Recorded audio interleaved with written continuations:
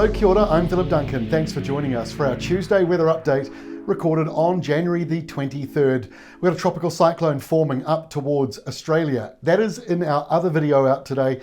All the details about that one in our Pacific Island 7-day outlook. But all attention in this video is about the cold change moving into New Zealand today and then the warmer weather coming back in behind it. So a big cold front. Big for this time of the year, big if it was in the middle of winter, but for this time of the year, it's quite a surprise. Cold weather coming through, and some places in the South Island today will struggle to get into the double digits and may completely fail to reach the teens. So that's pretty surprising for this time of the year to be seeing such a cold change, but we do get them from time to time, and you can blame that high pressure zone just south of Tasmania for dredging up that southerly change. The cyclone just behind the sign there, not much going on at the moment, just a low pressure zone spinning out at sea. But like I say, if you want the details on that cyclone, look out for our Pacific Islands update, also coming out today. So let's get into the forecast, and that northwest wind blowing across the North Island, so warm, hot in the east, still getting up to 30 degrees, but that southerly is moving its way up the country. This is how it'll look at the end of the day, and then by tonight, it's cleared across New Zealand. So that means we've got a cold night on the way tonight. Not very often in the middle of summer, we're bringing up the frost risk map all around Queenstown, a fairly high risk. Now, maybe not so much in Queenstown itself. I think the overnight low there tonight is around 3 to 5 degrees. So you're getting down to the frost territory, but maybe just slightly above it. But if you're camping anywhere in this area, it will be a very cold night, sleeping out in the tent. So just be aware of that tonight, and as you wake up tomorrow morning, Wednesday morning. So Wednesday looks like this. High pressure out in the Tasman, that is the main feature, and it's driving in a windy sou'wester, and the temperatures are down. The blue line measures air thickness, and it's basically a sign that the cold change has taken a big bite out of the atmosphere, like taking a bite out of an apple. So this is the bite here. That's where the cold airflow is. Now, it's cooler everywhere around New Zealand on Wednesday. There will be far fewer complaints about nighttime sleeping conditions in both islands, especially in the North Island, with overnight temperatures back down into the mid-teens and even the lower teens for some of you as the week wears on, because some of the cooler weather may not get into the North Island until Wednesday. Now, by Thursday, there's a cooler southeasterly flow here. So temperatures are down. Wairoa, Gisborne, Napier Hastings, Masterton, Carterton, those places are all going to be seeing a bit more in the way of cloud and showers as that southeasterly blows through. Or it might be a nor'easter, just depending on where you are. Either way, though, it's generally coming out from the Chatham Islands, so it won't be very warm.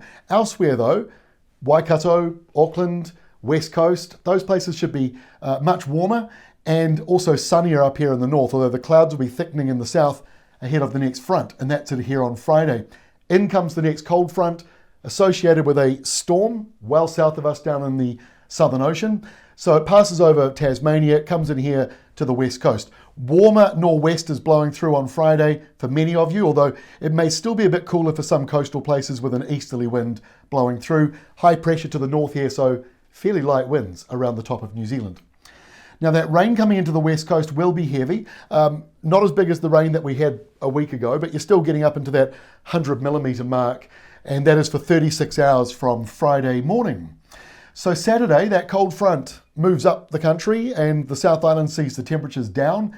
Nothing major. It's a westerly change. It's not a southerly change. So it won't be too cold for you, but there is the storm system south of us.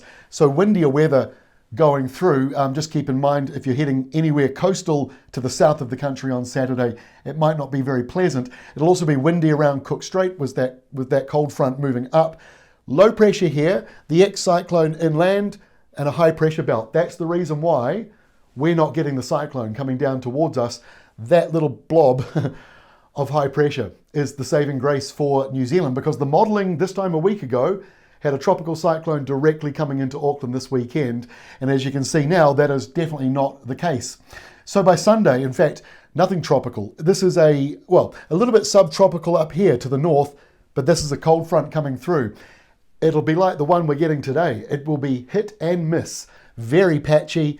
Some areas will get a thunderstorm or a downpour, others might completely miss out as that front moves north, because it's running into high pressure, and at this time of the year they don't do very well. But there's a little bit of low pressure in the middle, so still some rain coming through, and you've got those mild winds carrying on in the North Island. Before I go, please download our new app. It is free to download. It is bigger than the NIWA and Met Service apps combined, with far more forecast data and maps in there. And for those who want the paid pro version, you can sign up for that very easily, $6.99 a month. That comes with setting 4 locations up and multiple alerts. You set the criteria.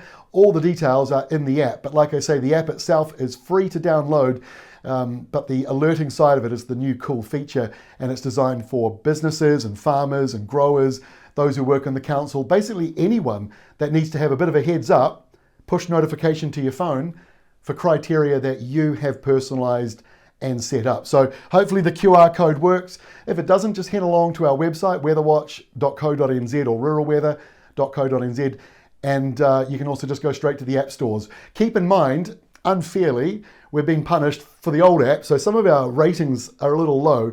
So for those who do like the app, please give us a 5 or 4-star rating for it. We'd really appreciate it. 5 star. Okay, that's all from me. We'll see you again later today with our 7-day Pacific Islands video. And tomorrow, Wednesday, we'll do a special Australian one as well.